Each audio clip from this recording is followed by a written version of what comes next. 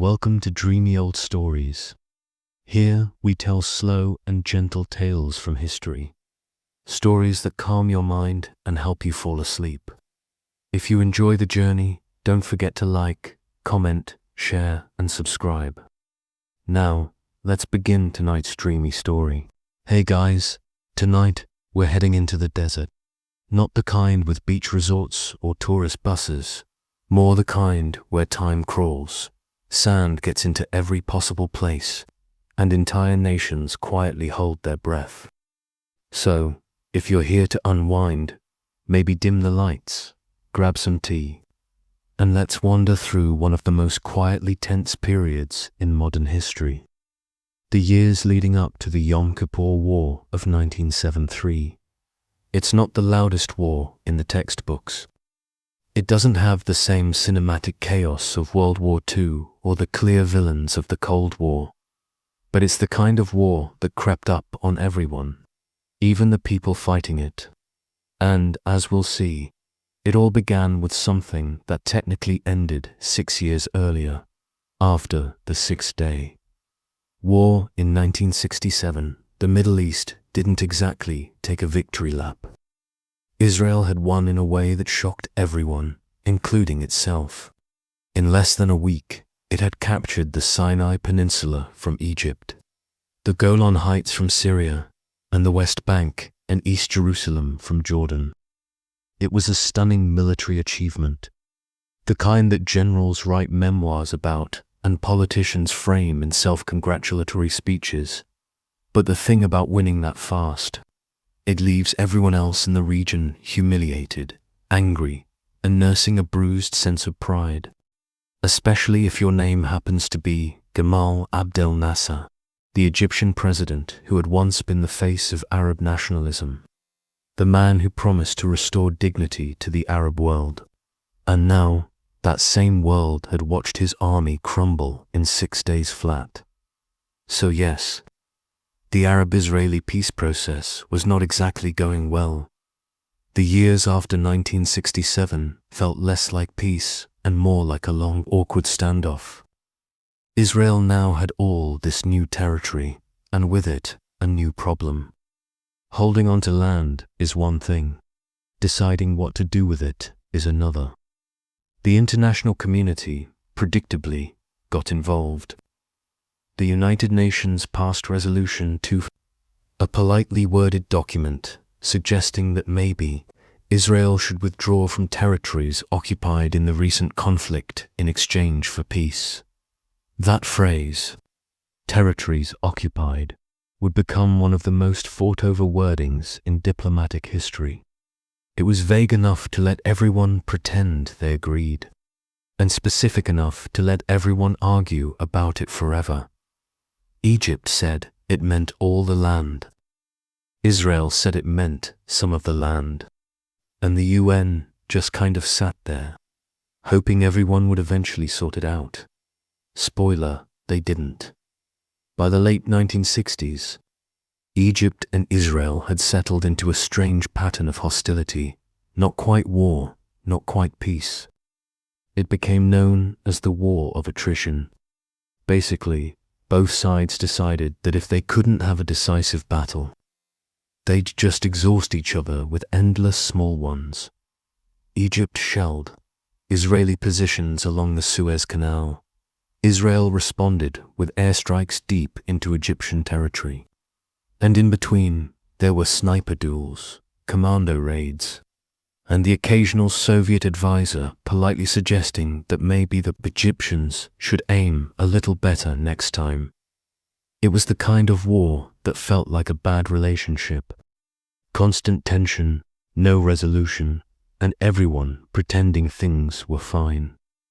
Meanwhile, Nasser was growing weaker, politically and physically. His health was declining, and his prestige had taken a hit after the 6-Day War.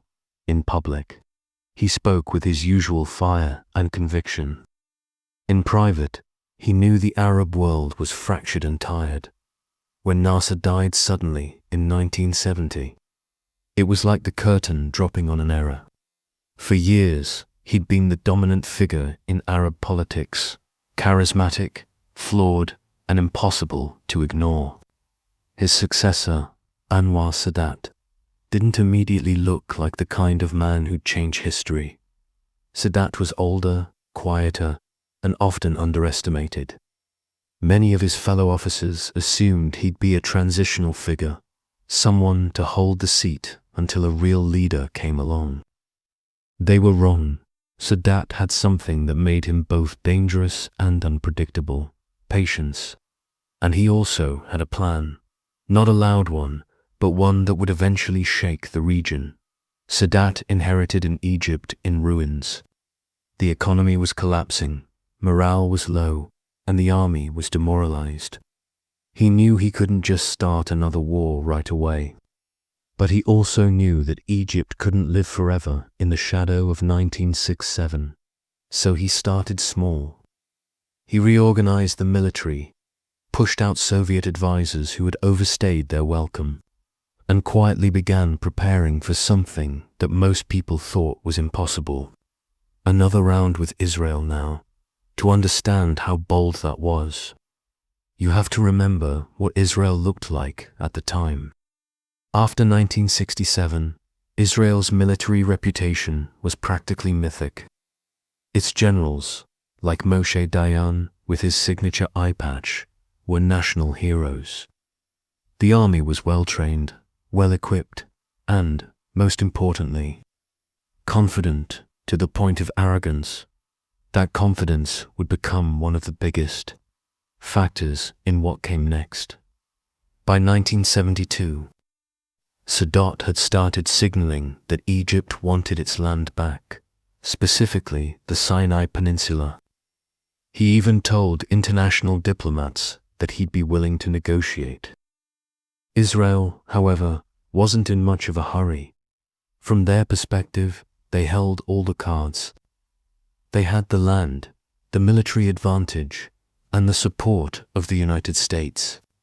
Why rush into a risky peace deal? So when Sadat's proposals didn't get much traction, he turned to something else: symbolism. He started hinting that Egypt might go to war, not necessarily to win, but to restore dignity. He once said, "What was taken by force can only be returned by force." It wasn't just rhetoric. He meant it. Still, war is an expensive hobby, and Sadat knew Egypt couldn't fight alone. So he reached out to Hafez al-Assad, the newly minted president of Syria. Assad was another leader with something to prove. He'd taken power through a coup in 1970 and wanted to reclaim the Golan Heights, which Syria had lost to Israel 6 years earlier. The two leaders shared a common goal, but also a deep mistrust. Egypt had burned Syria before, during past conflicts, by promising help and then pulling back at the last minute. But Sadat was convincing. He told Assad that this time Egypt was serious. They began to plan in secret, building what would become a surprisingly coordinated military strategy. The idea was simple: attack Israel suddenly, from both north and south, and do it on a day when the Israelis would least expect it. Let's float over to the Israeli side for a moment.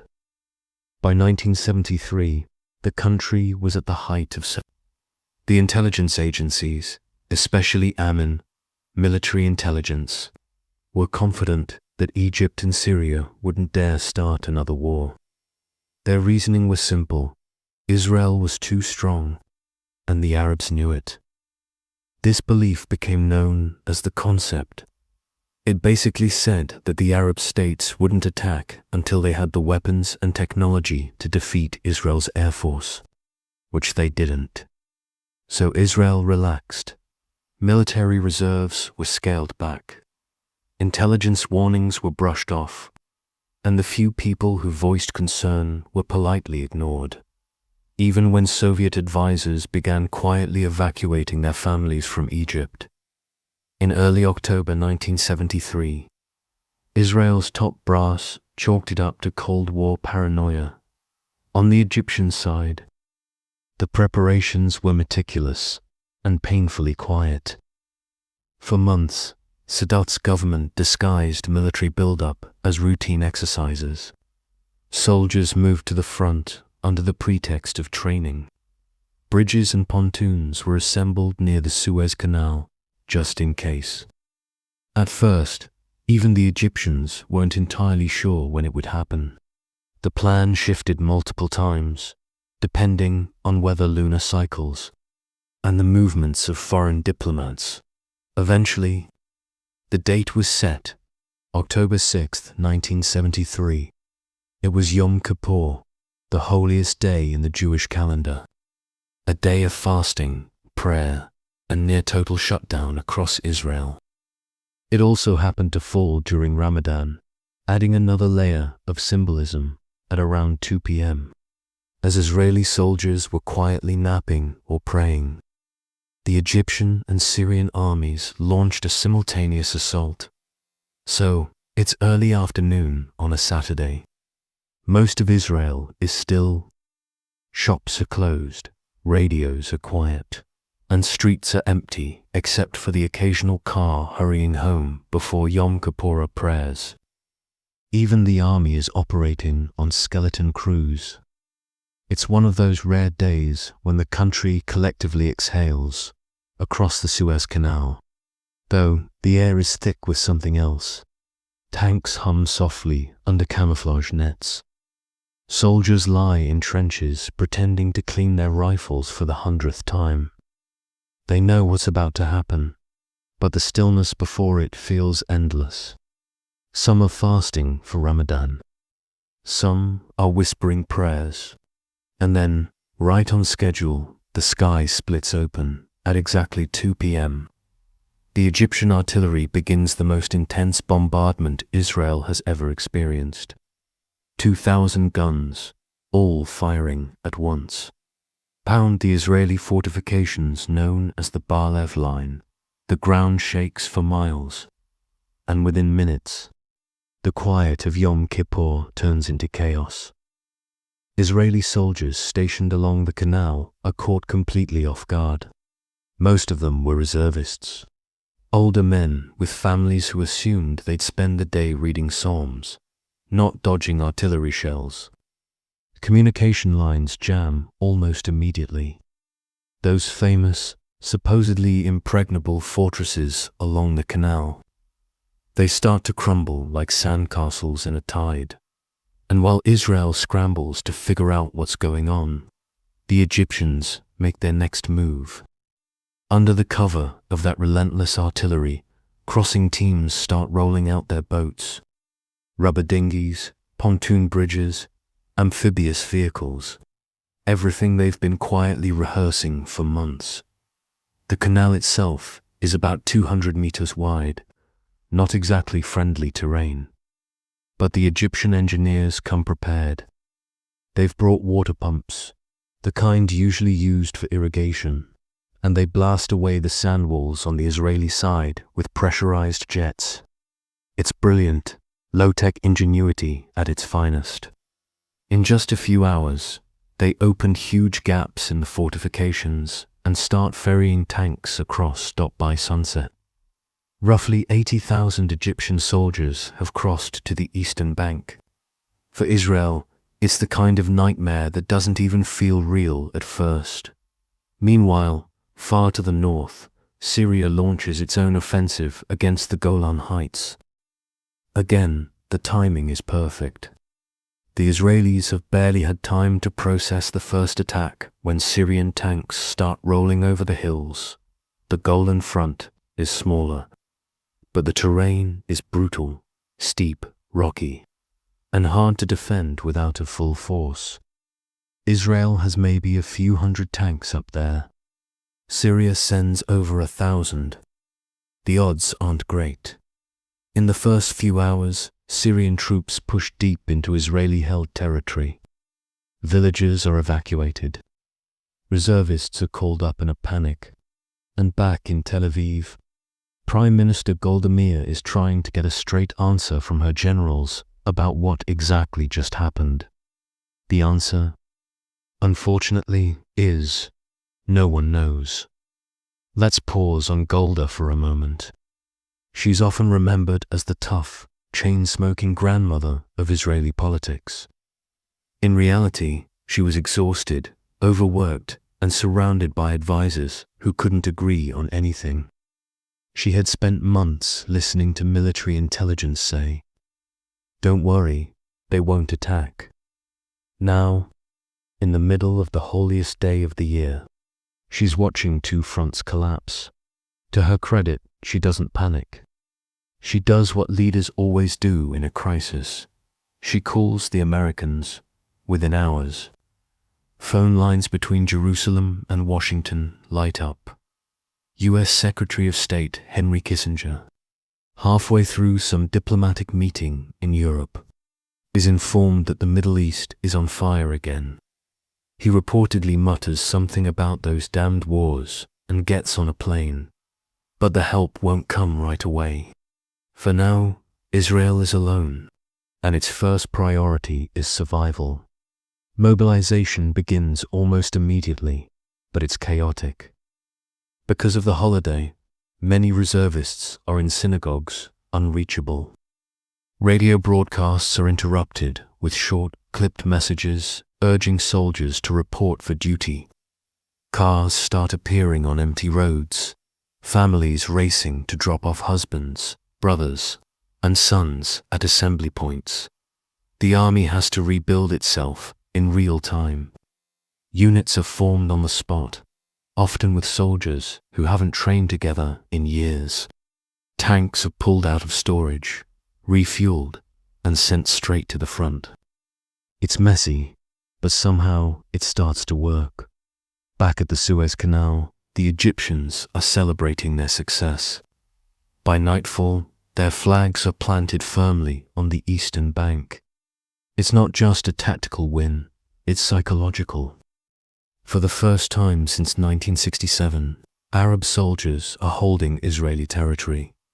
Sadat watches the reports come in and smiles. He doesn't expect to conquer all of Sinai. He just wants enough ground to force the world to pay attention. And he's succeeded. Every radio station from Moscow to Washington is suddenly talking about Egypt's comeback. Still, Sadat knows the danger of pushing too far.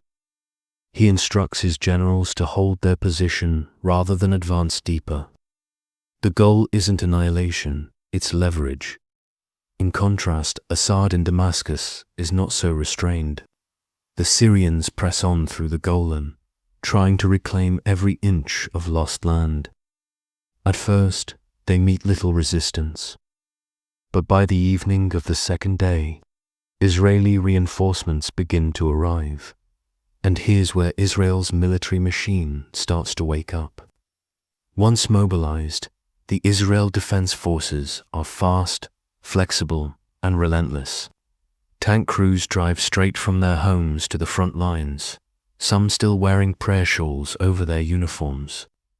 Pilots take off from half-abandoned airstrips, flying missions with almost no rest. Gradually, the balance begins to shift. By October 8th, the third day, Israel launches its first major counterattack in Sinai. It doesn't go well. The Egyptians have dug in, armed with new Soviet-made SA-6 surface-to-air missiles that take a heavy toll on Israeli planes. The Israeli advance turns into a disaster, with dozens of tanks destroyed. Back in Cairo, Sadat seizes the moment to broadcast a triumphant speech. He calls it the greatest day in Arab history. And for a brief time, it really feels that way. But wars, especially in the desert, have a strange rhythm. They start fast, burn bright, and then settle into long stretches of attrition and exhaustion. The Yom Kippur War is no exception. Let's float over to the diplomatic side for a moment, where the Cold War puppeteers are nervously adjusting their strings. The Soviet Union has been supporting both Egypt and Syria with weapons, training, and advisors who aren't supposed to be there. the United States has been backing Israel, though officially pretending to favor balance. Now, both superpowers realize they might be sliding into another direct confrontation. Kissinger, ever the strategist, begins working behind the scenes to manage the crisis, mostly by sending urgent cables that start with under no circumstances. Moscow, on the other hand, decides to resupply its allies immediately. Massive cargo planes start landing in Egypt and Syria, unloading crates of ammunition, tanks, and anti-aircraft systems. Within a week, the US responds in kind, launching Operation Nickelgrass, an airlift that delivers tons of military equipment to Israel. So, while soldiers are sweating in trenches, somewhere thousands of miles away, bureaucrats are arguing over cargo manifests. Back on the ground, Israel finally begins to stabilize both fronts. In the north, the Syrians are pushed back beyond the pre-war lines. In the south, Israel starts planning a bold move, a crossing of the Suez Canal in reverse. The idea comes from General Ariel Sharon, a man who never saw a risky plan he didn't like. He proposes cutting through the Egyptian lines, crossing to the west bank of the canal, and surrounding the Egyptian Third Army. At first, the High Command thinks he's insane. Then they realize insanity might be exactly what the situation requires. By the second week of October, the initial chaos has started to fade. The war has found its rhythm, and it's not a pleasant one. The front lines have solidified. The air is thick with dust and diesel, and soldiers on both sides are running on equal parts adrenaline and exhaustion. Israel, having recovered from the shock, is now on the move. General Ariel Sharon, yes, the same one with the perpetual glint in his eye that says rules are optional, is pushing for an ambitious maneuver. His idea is to cross the Suez Canal, just like the Egyptians did, but in the opposite direction. It's risky, maybe reckless, but Sharon's career had never been built on caution. At first, the Israeli High Command hesitates. The canal is heavily defended. The Egyptian air defenses are still active, and any failed attempt could be catastrophic. But Israel's leadership also knows that a static war favors Egypt. So, reluctantly, they give Sharon the go-ahead. Around October 15th, the plan goes into motion. The goal is deceptively simple. Find a weak point in the Egyptian line, punch through, and set up a bridgehead on the west side of the canal. Of course, in practice, nothing about this is simple. Under cover of darkness, Israeli tanks and infantry creep toward the crossing point. Combat engineers assemble pontoon bridges, often under fire. The Egyptians, realizing what's happening, respond with everything they've got: artillery, missiles, and desperate counterattacks. It turns into one of the most intense, confusing battles of the war. At times, no one is entirely sure who controls which patch of desert. Sharon himself drives dangerously close to the front, directing movements by radio, occasionally yelling at subordinates who tell him to slow down. By dawn, Israel has done the unthinkable. They've crossed the canal. This moment marks the turning point of the war. The Egyptian army, once confident, now finds itself with enemy tanks behind its lines. The Third Army, positioned east of the canal, becomes increasingly isolated. Supply lines are cut, communication breaks down, and the once celebrated crossing begins to look like a trap. Sadat, watching this unfold, faces a grim choice. He can keep pushing, risking total encirclement, or pull back and hope for a diplomatic way out. He chooses the latter, though not before calling the Soviets for help. Let's float for a moment into the world of international diplomacy. where everyone is pretending they have things under control. By now, both the United States and the Soviet Union are fully involved. Each is resupplying its respective allies at a pace that looks suspiciously like a proxy war. Washington wants to keep Israel strong but avoid triggering a direct confrontation. Moscow wants to prevent a total Arab defeat without stumbling into World War III Henry Kissinger, juggling phone calls like an exhausted air traffic controller. Spends most of his days shuttling between capitals. He calls it crisis management. Everyone else calls it barely contained panic, as Israeli forces push deeper into Egyptian territory. Soviet leaders start to worry that Sadat's government could collapse entirely. On October 24th, they issue a veiled threat, suggesting that if the US doesn't intervene to stop Israel, Moscow might send troops. The message is clear. It's time for this war to end, and just like that, the ceasefire negotiations begin. The United Nations, always eager to issue resolutions that nobody follows, drafts Resolution 338, calling for an immediate ceasefire and a return to diplomacy. Both sides agree, on paper. In practice, the fighting continues for another few days. It's the kind of ceasefire where everyone keeps shooting but at least agrees to call it a ceasefire. Israeli tanks continue to tighten the noose around the Egyptian Third Army, cutting off supplies and ammunition. The situation gets desperate. At one point, Egyptian commanders radio their Israeli counterparts, asking permission to send food and water to their trapped men. The Israelis hesitate. Technically, it's against military logic. But then, quietly, they allow it.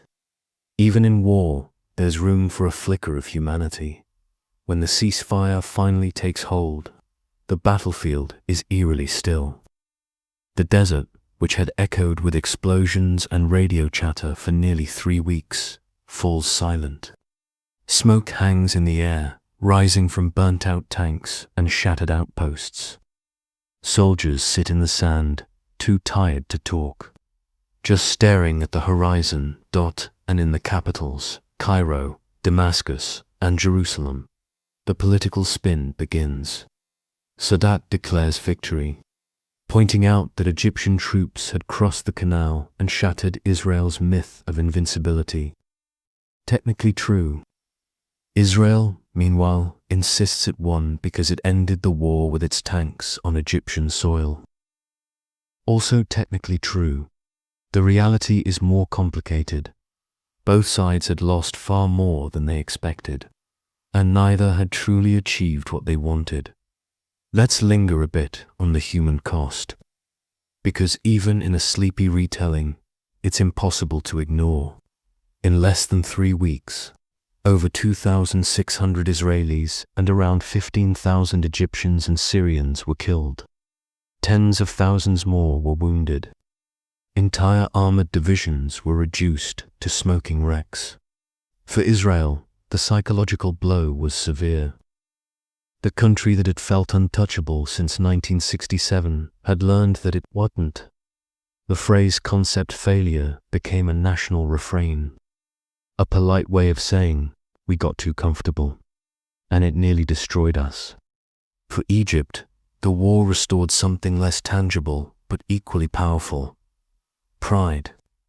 Sadat had promised his people a moment of dignity, and he delivered it, even if the price was steep.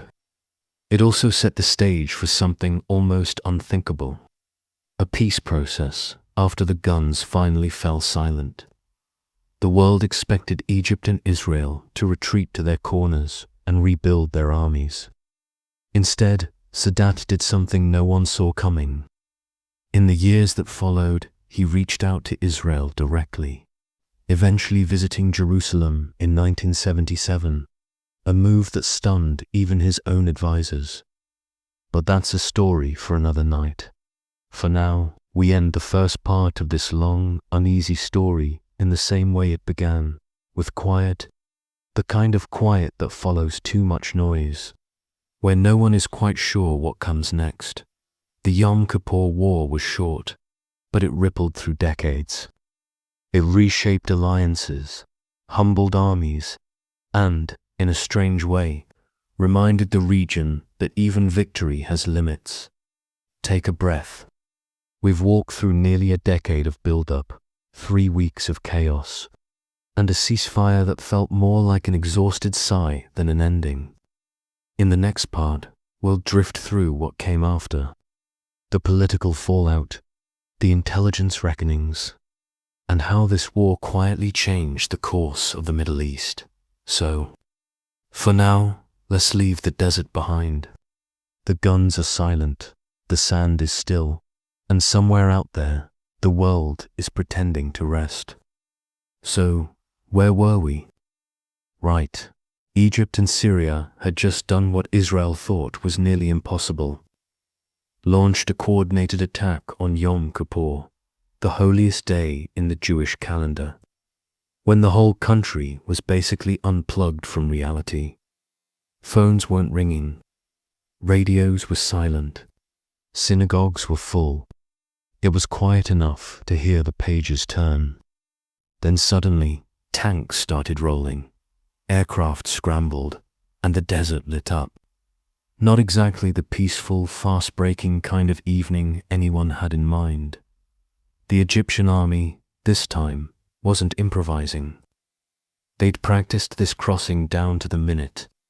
Engineers rushed forward with massive water cannons, blasting away the sand walls of the Bar-Lev Line. Those huge embankments Israel had built after '67 to keep Egypt on its side of the Suez. Turns out, sand dunes don't stand much chance against industrial fire hoses. Within hours, bridges were being laid across the canal, and entire armored divisions were streaming over. Meanwhile, in the north, the Syrians weren't slacking either. Their attack on the Golan Heights was fast and brutal. Hundreds of tanks swarmed the area, outnumbering the Israelis by about 5 to 1. In some spots, the Israelis literally had to hold the line with museum pieces. Older tanks, fewer men, no backup. It was chaos, and yet, even in that chaos, there was that eerie calm, the kind that only happens when everything is too overwhelming to process. Israeli soldiers who'd been fasting that day were suddenly fighting on empty stomachs, in the baking sun against 2 coordinated armies. Their radios were full of confused voices, reports that the Egyptians had crossed, that the Syrians were advancing, that command didn't know how bad it was yet. The political side wasn't faring much better. Golda Meir, Israel's prime minister, was dragged from her Yom Kippur prayers and told the worst possible news: they started. Her first reaction wasn't anger. It was exhaustion, the kind of quiet disbelief that settles in when you realize every single assumption you made was wrong. She'd been told there might be drills, maybe a scare, maybe something small. Not this. Moshe Dayan, her defense minister, had his trademark black eye patch and a cigarette that never seemed to go out. He was supposed to be the unshakable one, the tough veteran from '67, but even he looked grim. Reports kept flooding in, and none of them were good. He muttered something about the destruction of the Third Temple, which wasn't exactly motivational talk. Back at the front, the first 24 hours were brutal. Israeli pilots scrambled into the air, but found themselves flying straight into thick Egyptian air defenses, a deadly web of Soviet-made SAM missiles. It was the first time the Israeli Air Force couldn't just dominate the sky, and that realization hit hard. The tanks, too, were getting chewed up. The Egyptians had new portable anti-tank missiles, the Saga, and they used them like candy. Dozens of Israeli tanks burned along the canal, their crews forced to retreat. It was a nightmare of dust, smoke, and disbelief. By nightfall, it was clear this wasn't a drill. The mighty Israel Defense Forces, the same ones that crushed 3 Arab armies in 6 days back in '67, were suddenly on the defensive, bleeding ground in both the Sinai and the Golan. But here's the strange part. Even with all that panic, there was still this grim, bureaucratic rhythm to everything. Orders still had to be given. Coffee still had to be brewed. Intelligence officers still scribbled on maps, while ashtrays overflowed beside them. The war room didn't look like an action movie. It looked like a fluorescent-lit office, where everyone was quietly losing their minds. In Cairo and Damascus, the mood was euphoric, at least at first. Egypt's President Sadat smiled for the first time in months. His gamble was working. The Egyptian flag was flying on the eastern bank of the Suez Canal for the first time since 1967. That image alone was enough to restore his country's pride, even if it wouldn't last forever. Syria's Hafez al-Assad, ever the cold-eyed opportunist, was equally thrilled. For years, he'd built up his military with Soviet help, waiting for this exact day. Now, he could finally tell his people that the Golan was being liberated. He didn't mention that it came at a staggering cost. Of course, details tend to ruin the mood. Meanwhile, the Soviets and Americans were doing their usual Cold War tango in the background. Moscow had backed Egypt and Syria with weapons, training, and advisors who definitely weren't just tourists. Washington, on the other hand, was trying to play it cool. The US didn't want to see its favorite ally collapse, but it also didn't want to trigger a direct superpower confrontation. The 1970s weren't exactly chill, geopolitically speaking. As dawn broke on October 7th, both fronts were still raging. The Egyptians had established 5 strong bridgeheads across the canal. The Syrians had punched deep into the Golan Heights. Israel was reeling, mobilizing reserves as fast as it could. Soldiers were being called back from synagogues, restaurants, and even camping trips. There's something especially surreal about fighting a war you didn't even know was happening. When you woke up that morning, let's just say, morale wasn't great, but something about Israel's military culture, that stubborn, grim determination, began to kick in. They'd been blindsided before. The country itself was born out of a war it wasn't supposed to survive. This was just another test. An awful one, but familiar. So as the sun rose higher and the first day of the war dragged into the second, things began to shift, slowly, painfully, but definitely. Units regrouped. Pilots adapted.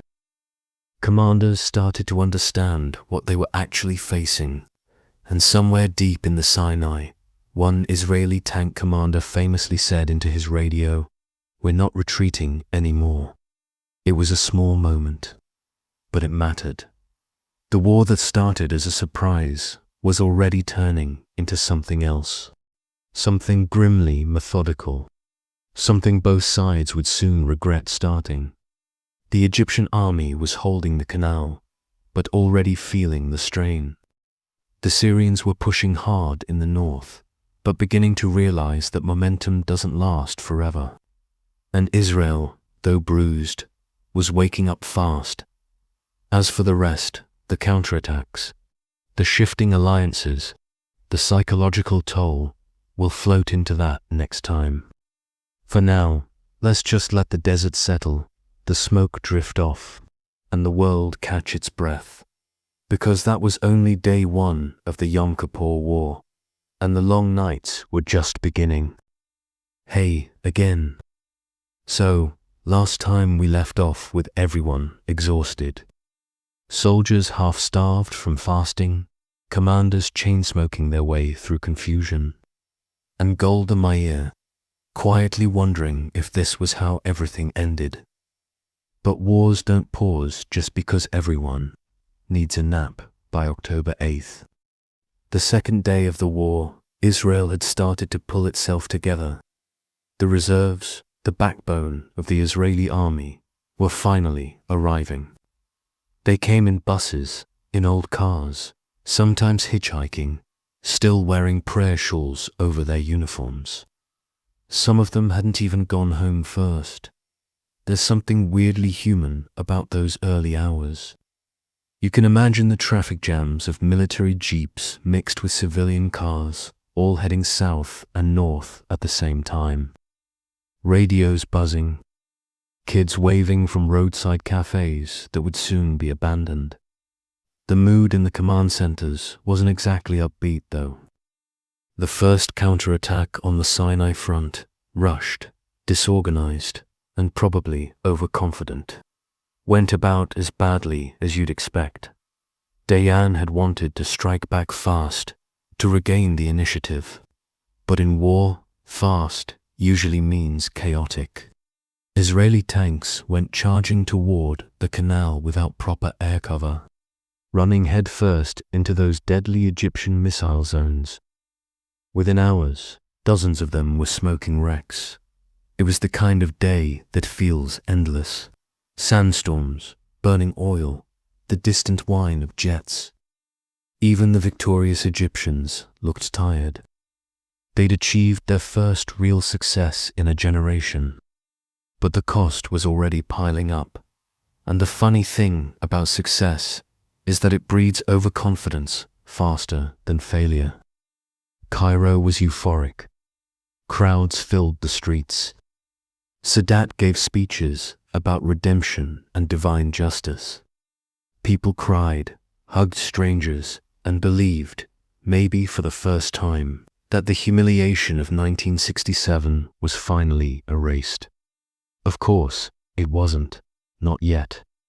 But that's the thing about the first few days of any war. No one knows which parts will matter later. Meanwhile, up north, things were just as grim. The Syrian army had smashed through Israeli lines in the Golan Heights, and for a moment, it looked like they might reach the Sea of Galilee. That would have been catastrophic. But the terrain in the Golan is cruel, steep, rocky, and deceptive. Israeli tank crews began using it like a natural fortress. One hill, in particular, became infamous, the Valley of Tears. A handful of Israeli tanks held off hundreds of Syrian ones. The commanders knew they were outnumbered, but the alternative, retreating into Israel proper, wasn't an option anyone could live with. By October 9th, the Israelis had finally stabilized that front. Barely, but it was enough. Reinforcements were pouring in, and the Air Force had adapted its tactics, flying low to dodge the Syrian missiles. It wasn't elegant. It wasn't pretty. But it worked just enough to stop the bleeding. Let's float back south again, to the Sinai. This is where the war's rhythm began to shift, almost imperceptibly. The Egyptians were still strong, still holding the canal, but they'd started to dig in rather than advance. Sadat had his reasons. He didn't want to push too far and risk losing everything. His plan had been modest: cross the canal, regain some territory, and force peace talks from a position of strength. But not everyone agreed. His generals wanted more, especially the ambitious ones who'd gotten a taste of victory. And, of course, when your army is doing well and your enemy looks shaky, it's hard to tell them to stop. So, naturally, they didn't.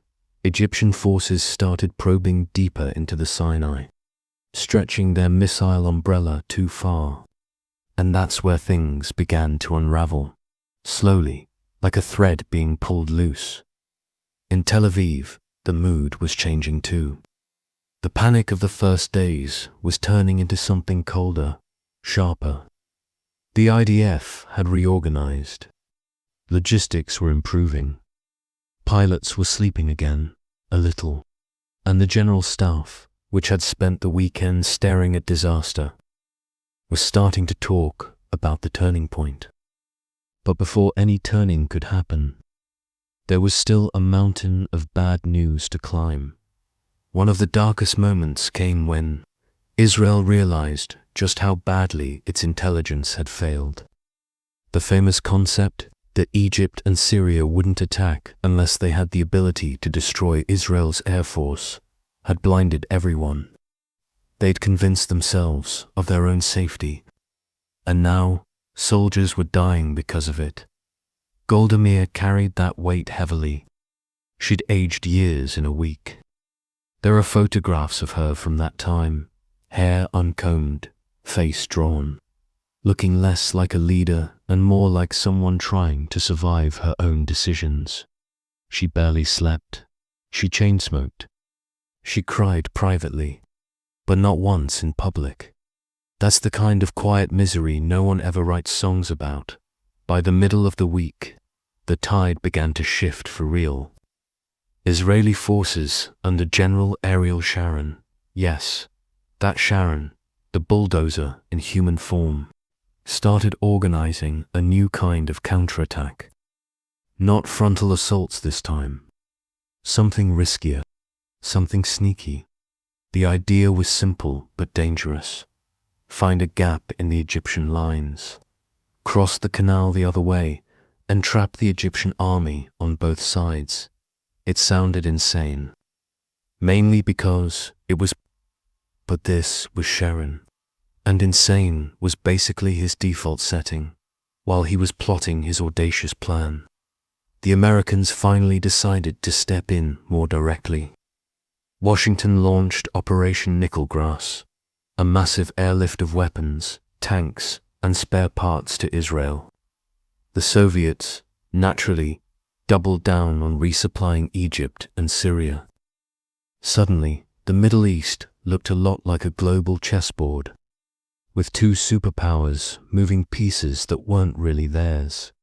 In the middle of it all were soldiers, tired, dusty, just trying to survive another day. By October 12th, Israel was back on its feet. The front lines had stabilized. The Syrian offensive had been pushed back almost to the pre-war line. The Egyptian bridgeheads were still holding, but the element of surprise was long gone. And then came the night, the one that marked the beginning of Israel's counterstrike. It started quietly, as most big things do. Sharon's division began slipping south, under cover of darkness, searching for that narrow seam between two Egyptian armies. Intelligence officers whispered about it in maps rooms, drawing thin red arrows across the Suez, like they were sketching on sand. No one was completely sure it would work, but they also knew they were running out of options. By dawn, Israeli tanks were crossing the canal in reverse. They'd built makeshift bridges, just like the Egyptians had a week earlier. It was eerie, almost poetic, both sides crossing the same water, under the same sun, believing it would change everything, and, in a way, it did, once the Israelis established their bridgehead on the West Bank. The psychological balance shifted overnight. The Egyptians, who'd spent days basking in victory, suddenly realized that the enemy was behind them. Commanders panicked. Communication lines broke down. The once confident advance turned into confusion. Sadat was furious. He demanded counterattacks that no longer made sense. His generals tried to obey, throwing men and tanks at a situation that had already slipped out of their control. And across the canal, Sharon was doing what he did best, pushing boundaries, both literal and bureaucratic. He disobeyed orders. He took risks that made other commanders swear under their breath. But he got results by the night of October 15th. The war had entered a strange, dreamlike phase. Both sides were exhausted, their victories hollow, their losses hidden behind slogans. The Israelis had gone from shock to momentum. The Egyptians had gone from glory to dread, and the world was watching, nervously, because it was starting to feel like this little war might spiral into something much bigger. So, it's the night of October 15th, 1973. The Sinai Desert, as usual, is loud, dusty, and glowing faintly with explosions. The kind of glow that makes you forget what stars are supposed to look like. Israeli tanks are rumbling through, makeshift bridges across the Suez Canal. Those weird, floating metal contraptions that sway with every tank tread. The engineers working them are half delirious from exhaustion. But they keep going, because stopping means sinking. On the other side, Egyptian commanders are still trying to figure out what's happening. They'd been told the Israelis were collapsing, that the IDF had no fuel, no strength, and no morale, which was true about 5 days ago. Now, Israel was very much alive, very much angry, and very much crossing the same canal it had once sworn was uncrossable. The Egyptian Third Army, the one holding the southern end of the canal, didn't know it yet, but it was about to be cut off completely. Not destroyed, just slowly strangled by logistics. No food, no fuel, no way out. The kind of slow-motion disaster that doesn't look dramatic on a map, but feels like the world if you're in it. Ariel Sharon, naturally, was having the time of his life. His helmet off, his shirt half unbuttoned, cigarette dangling, probably grinning in that way only reckless men do when the impossible actually works. His subordinates were torn between admiration and dread, because success under Sharon always came with consequences later. The Israeli High Command, meanwhile, was nervously supportive. They wanted results, not headlines. Sharon was great at both. He'd broken through the Egyptian lines, but the operation was messy, dangerous, and politically sensitive. One wrong move, and the entire army could have ended up stuck in the desert like a broken toy. Still, it worked. Within 48 hours, Israeli forces had expanded their bridgehead on the west bank of the canal. They started fanning out, cutting supply roads, surrounding Egyptian units who were still fighting on the east side. The symbolism was too perfect to ignore. The same canal that had been Egypt's redemption just a week ago was now turning into a trap. Sadat's mood swung between fury and denial. His generals told him they could still crush the Israeli crossing. They couldn't. The orders came anyway. Counterattacks followed, costly, chaotic, and mostly useless.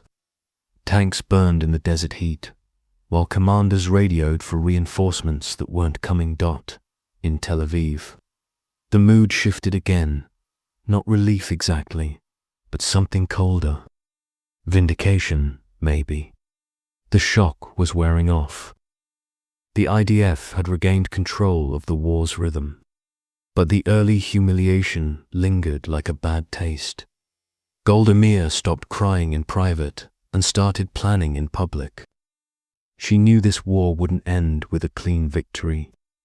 There was too much political damage, too many graves waiting to be filled. Still, she needed something to show. Something that said, "We're still here, back in the Golan." The Syrians were realizing their offensive had stalled for good. The Israelis had pushed them back to the 1967 lines, then beyond them, edging dangerously close to Damascus. The city could actually hear the artillery at night. That's when you know things are bad. When war stops being a broadcast and becomes an ambient sound. Assad, like Sadat, turned to the Soviets. Moscow, not wanting to lose face, began a massive resupply effort. Weapons, ammunition, advisors, the usual Cold War care package. Washington responded in kind, keeping the Israeli airlift running round the clock. Giant U.S. cargo planes touched down at Lod Airport one after another, unloading crates that went straight to the front by the end of the second week. It was clear that this little war had turned into something much bigger.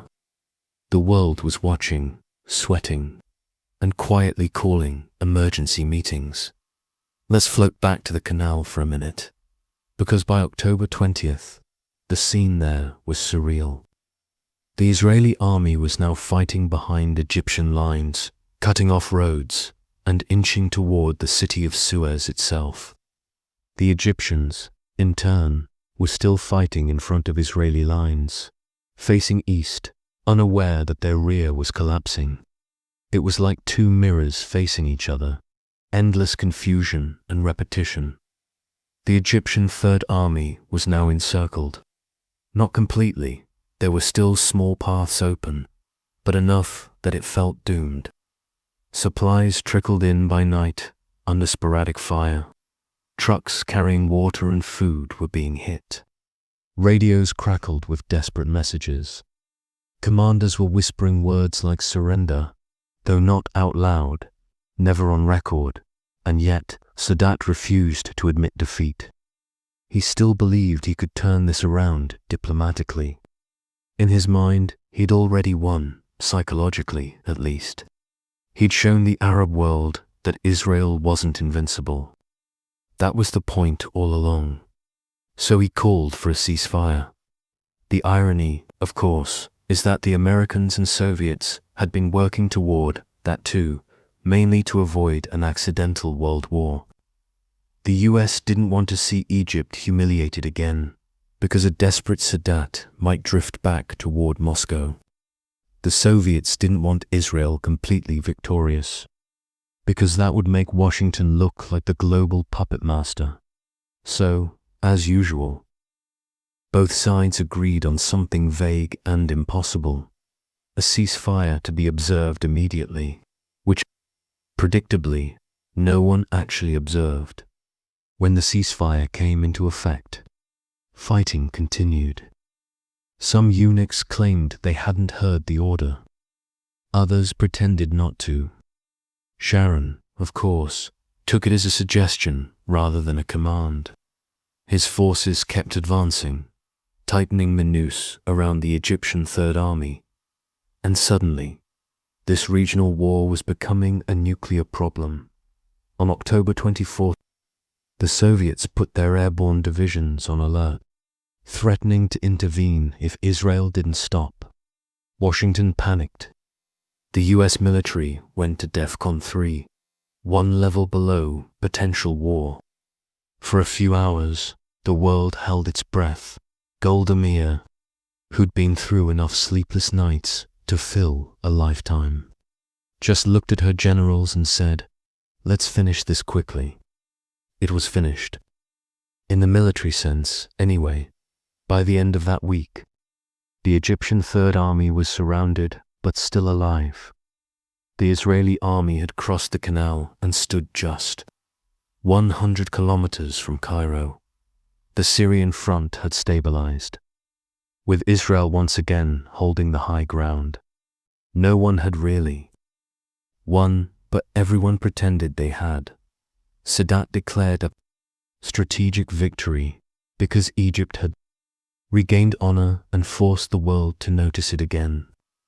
Israel called it a tactical victory because it ended up deep inside enemy territory despite being caught off guard, and everyone else just tried to look calm while the oil prices skyrocketed. The Cold War shivered, and entire governments rethought their alliances. The war ended not with a bang, but with phone calls, political ones, tense ones, the kind where everyone talks in half-truths. Ceasefire terms were discussed, rewritten, ignored, and discussed again. Sadat's gamble had paid off in one sense. It opened the door to negotiations with the United States. A few years later, It would lead him to Camp David, to peace with Israel, and, ultimately, to his assassination. But that's a story for another sleepy night.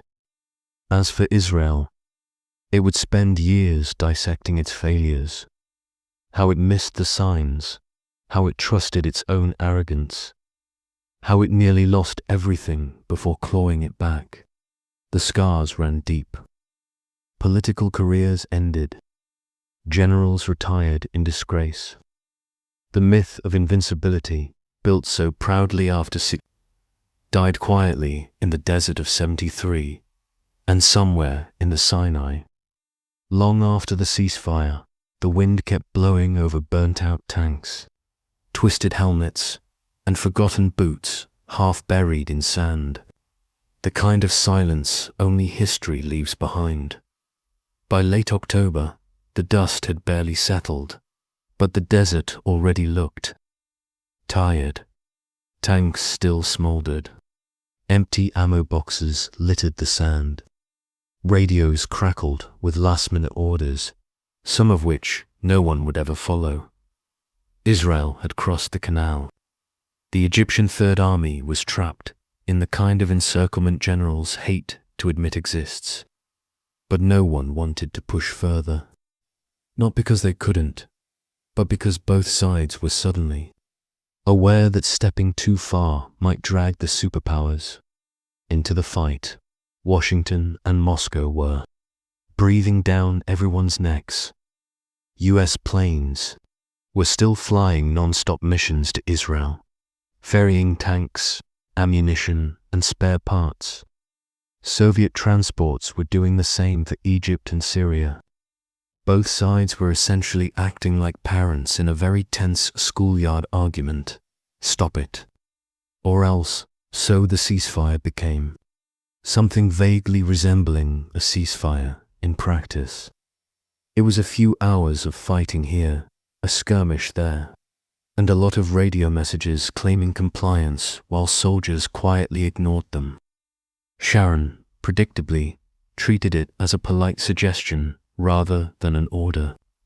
He kept moving his forces west, tightening the noose around the Egyptians. Sadat, on the other hand, was sweating but not panicking.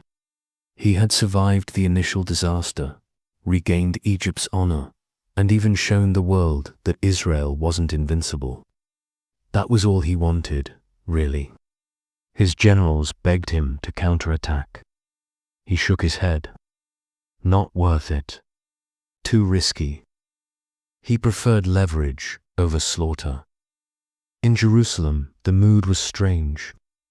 Israelis were celebrating the fact that they'd survived, that the Syrian front had stabilized, that their army had redeemed itself after being caught off guard. But there was no real joy. The losses were too deep. The intelligence failures too stark. The national myth of invincibility had cracked. Golda Meir, ever pragmatic, focused on survival and diplomacy. The political machinery kicked into overdrive. Israel couldn't win the war outright without risking Soviet intervention. And even if it could, the price would have been unbearable. So instead, it started working toward the fragile balance that would allow negotiations across the canal. The Egyptian Third Army was technically surrounded but alive. Supplies trickled in at night under fire. Soldiers, exhausted beyond reason, kept their heads down, hoping the ceasefire would hold, which, luckily for them, it mostly did, and so the war slowed. The pace dropped from the frantic chaos of the first week to something almost contemplative. Maps were updated, soldiers were counted, generals muttered about lessons learned. The desert returned to its indifferent quiet, broken only by the occasional rumble of trucks or the echo of a distant explosion by the end of October. It was clear the Yom Kippur War, the war that began with a surprise attack on the holiest day of the Jewish calendar, had become a tense, uneasy stalemate. No one really won. Everyone had lost more than they expected. And the world, that patient, anxious observer, had learned once again that in the Middle East, peace was always fragile, and war always more exhausting than anyone admits. So that's where part 2 ends. With Israel crossing the canal, Egypt scrambling to salvage honor, and the Cold War powers hovering nervously in the background. The guns had mostly stopped, but the consequences were just beginning. So, the fighting has mostly stopped. Tanks are burnt out, radios are silent, and the desert is calm in a way that feels almost unnatural after weeks of explosions. But of course, wars don't really end when the last shot is fired.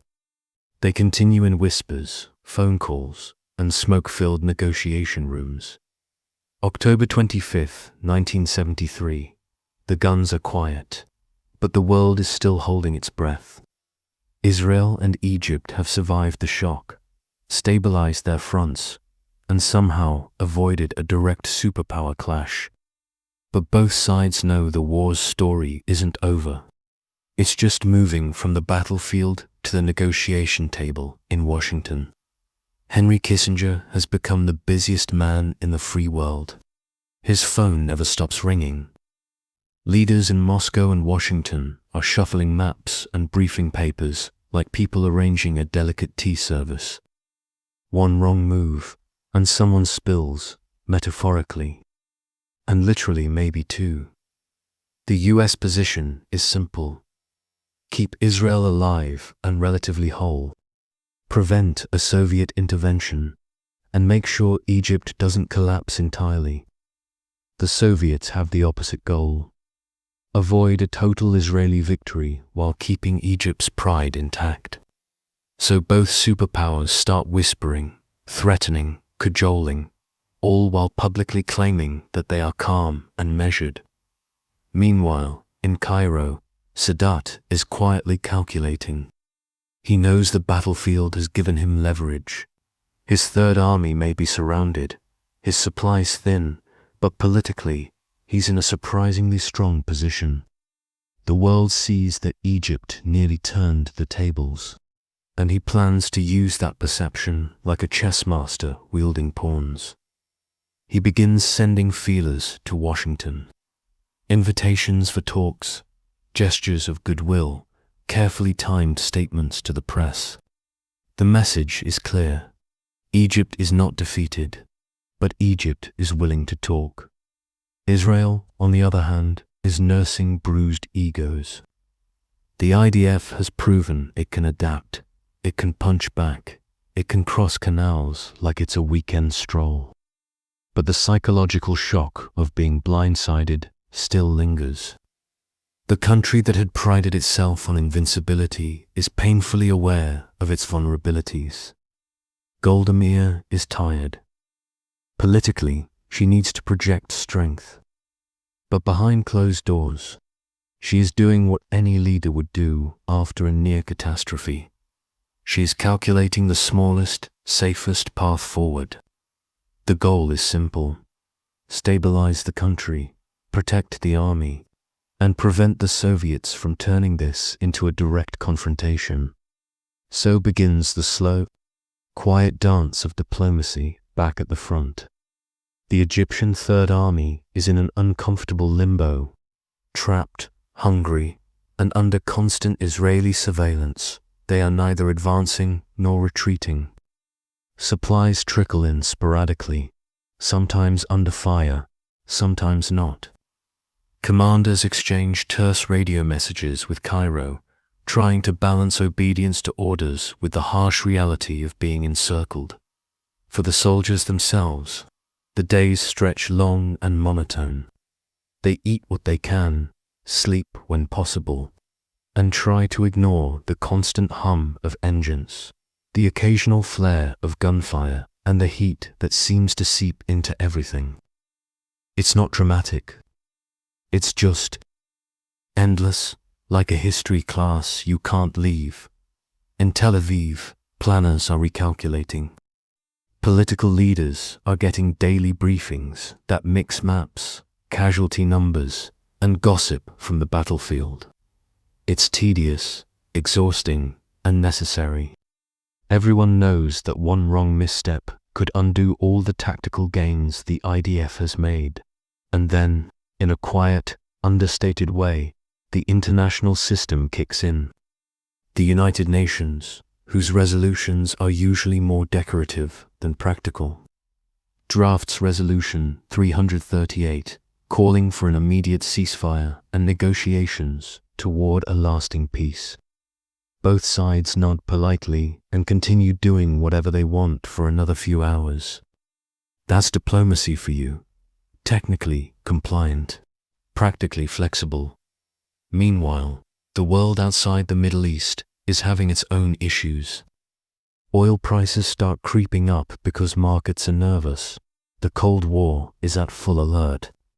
And every journalist with a satellite phone wants to call their editor with the same tired line. This could get worse. Sedat, ever patient, sees this global anxiety as another bargaining chip.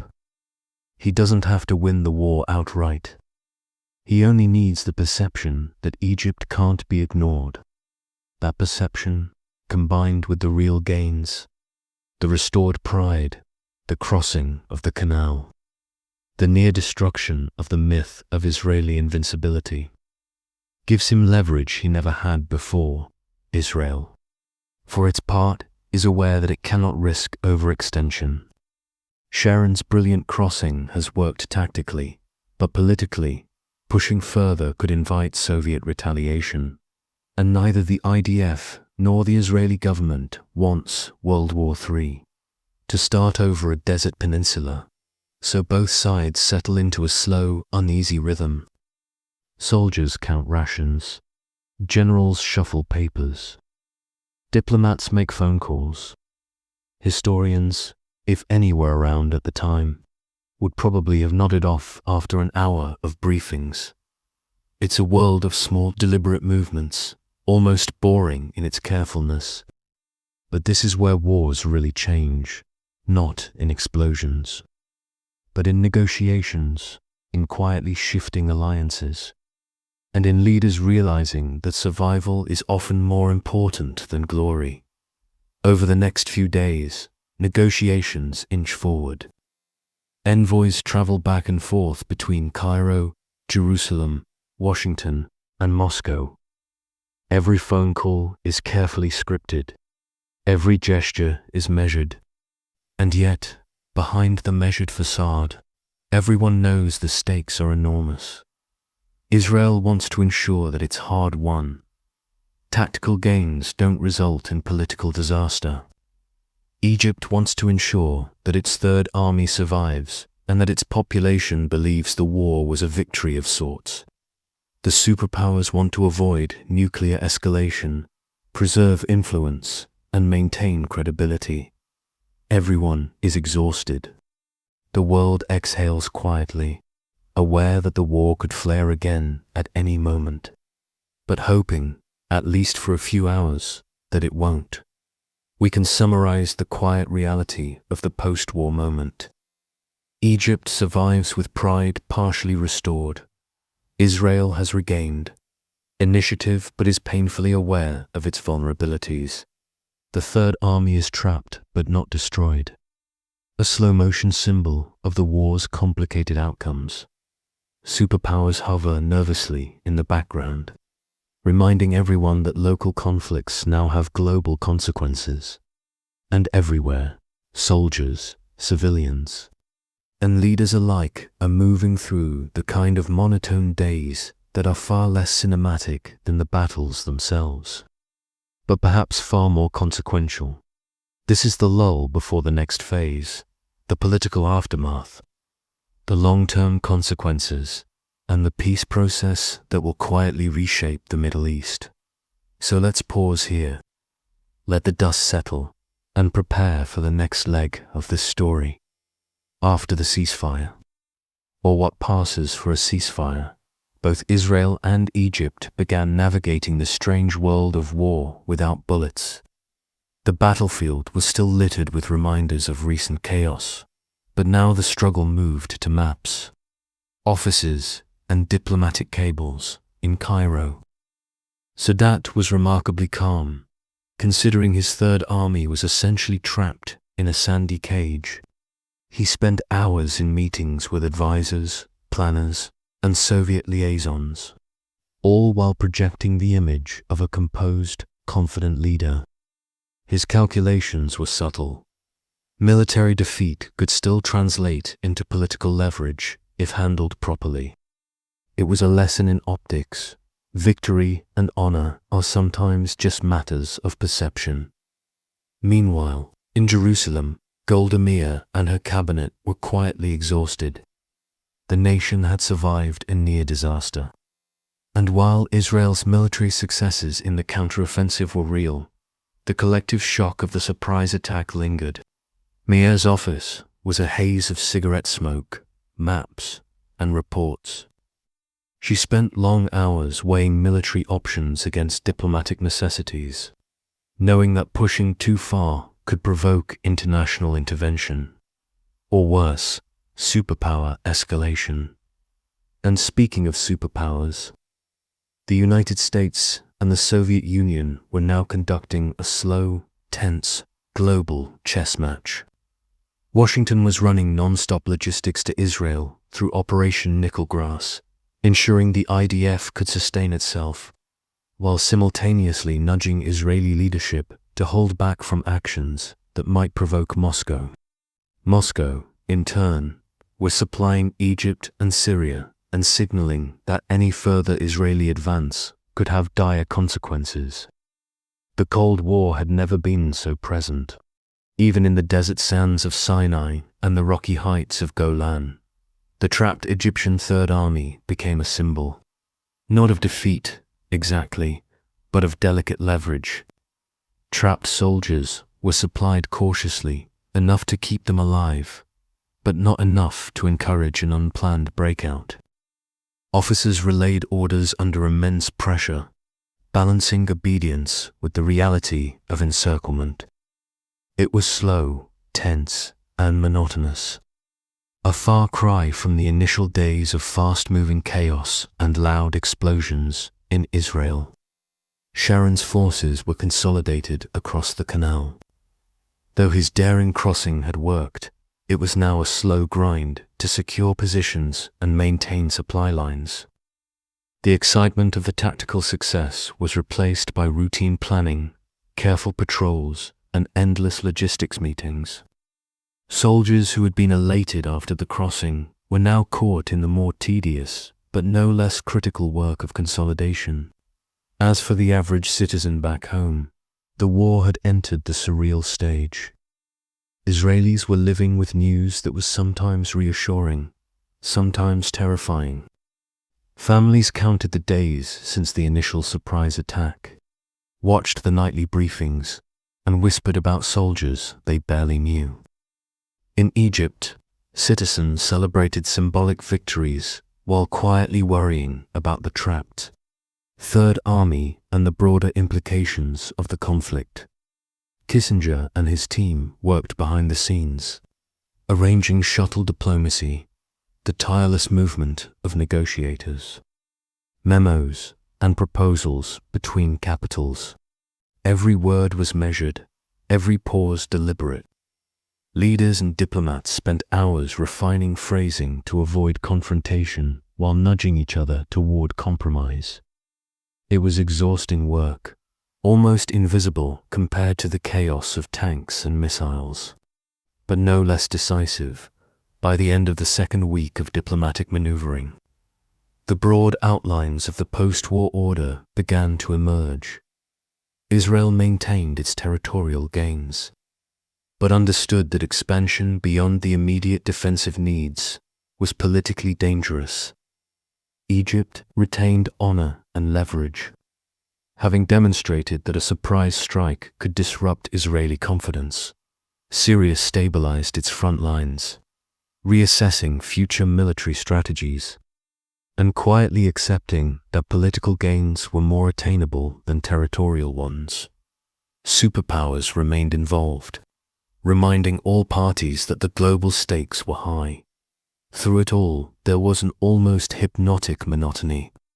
Meetings stretched for hours, punctuated only by the occasional phone call or military report. Maps were drawn, erased, and redrawn. Every minor movement of troops was analyzed in detail.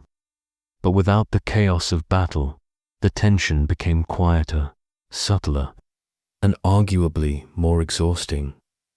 It was during this lull that both Israel and Egypt began considering the long-term implications of the war. In Egypt, Sadat realized that military success had created a diplomatic opening. Even without defeating Israel outright, he could leverage the gains, the restored pride, the survival of the Third Army, the international attention, into a future peace process. In Israel, the political leadership understood that the myth of invincibility had been broken. The military's tactical victories were real, but they came at a cost, in lives, in reputation, and in psychological endurance. Leaders began planning for reconstruction, assessment, and a recalibration of both military and intelligence strategies. And so, as the world slowed down, the war that had been explosive, chaotic, and loud transitioned into a quiet period of calculation, strategy, and preparation. It was almost anticlimactic, the kind of slow, contemplative stretch that rarely makes headlines but shapes history just as surely as battles do. The quiet was deceptive. Beneath it, every leader, soldier, and diplomat was aware that the conflict's consequences would ripple for years. Negotiations were underway, ceasefire terms were being refined, and the foundations for future agreements were being quietly laid by the end of this phase. The Yom Kippur War had already begun to redefine Middle Eastern diplomacy. A war fought not just on battlefields, but through phone lines, embassies, and negotiation tables. The soldiers might have been resting, but history was still moving, slowly, carefully, inexorably, and somewhere in the background. The desert remained indifferent, as it had for millennia, silently observing the human struggles that played out upon it. By late October, the Yom Kippur War had entered its quiet, contemplative phase. The battlefield was no longer the center of attention. The real work had shifted to negotiation rooms, diplomatic cables, and the kind of meetings that feel like watching paint dry, only with much higher stakes. The Egyptian Third Army remained trapped, but alive. Supplies trickled in under fire, and morale, while shaky, held. For Sadat, this was a strategic victory wrapped in a logistical nightmare. Militarily, his forces hadn't crushed Israel. Politically, he had regained honor, demonstrated that Israel was vulnerable, and captured the world's attention. That was leverage. In Israel, Golda Meir and her cabinet were quietly processing the shock. The army had clawed back initiative, regained territory, and stabilized both fronts. But the early surprise attack had left a lasting mark. The myth of invincibility was fractured, and leaders spent long hours planning not just for reconstruction, but for how to restore confidence in a nation that had been so unexpectedly shaken. Sharon's daring crossing of the canal, which had worked tactically, now became a key bargaining point. Israeli forces were positioned on the West Bank, watching the Third Army ready to react. But the government was cautious. Every advance now carried the weight of international scrutiny. Any misstep could escalate into a superpower confrontation. Meanwhile, Washington and Moscow continued their quiet tug-of-war. Kissinger shuttled between capitals, carrying proposals and subtle threats. The US wanted Israel's survival and stability in the region. The Soviets wanted to ensure Egypt didn't appear defeated. Both powers understood that this conflict could easily spin into a broader confrontation if handled clumsily. And so began the slow dance of diplomacy. Ceasefire terms were adjusted, observations agreed upon, and informal communications passed back and forth. Generals watched from the front lines, soldiers waited in the desert, and diplomats fine-tuned the wording of resolutions with painstaking care. It was tedious, meticulous, and crucial. Sadat, ever the strategist, realized that survival wasn't enough. He wanted a long-term advantage, not just for Egypt, but for his own legacy. He understood that military symbolism could translate into political influence. The perception of Egyptian strength, combined with the international attention the war had generated, gave him leverage to push for negotiations on his own terms. Israel, on the other hand, had to balance tactical success with political restraint. The army could have pushed further, but doing so risked provoking the Soviets and destabilizing international support. Mir's leadership became a careful negotiation of optics, strategy, and survival, a balancing act between demonstrating strength and avoiding catastrophe. By early November, the war's loud phase had passed, leaving behind a quieter, more reflective period. Soldiers were exhausted, but the political machinery was fully engaged. Meetings, briefings, and negotiations filled the hours. Casualties were counted, lessons recorded, and maps redrawn, not for combat, but for diplomacy. The world had settled into an uneasy rhythm. The conflict had exposed vulnerabilities, tested leadership, and shifted perceptions. Egypt had restored pride. Israel had learned humility. Superpowers had flexed their influence without firing a shot directly, and somewhere in the desert, the sand settled over burnt-out tanks and empty helmets, quietly marking the end of the fighting. The war was not truly over. Its consequences were only beginning to unfold. It was in this stillness, in the months that followed, that the seeds of peace were planted. Sadat would leverage the outcomes of the Yom Kippur War into negotiations that would eventually lead to Camp David. Israel, bruised but intact, would rethink its intelligence, its military planning, and its place in the region. The desert remained indifferent, the sun still relentless, and the war slowly receding into memory. But the lessons, the strategies, and the quiet tension would echo for years to come.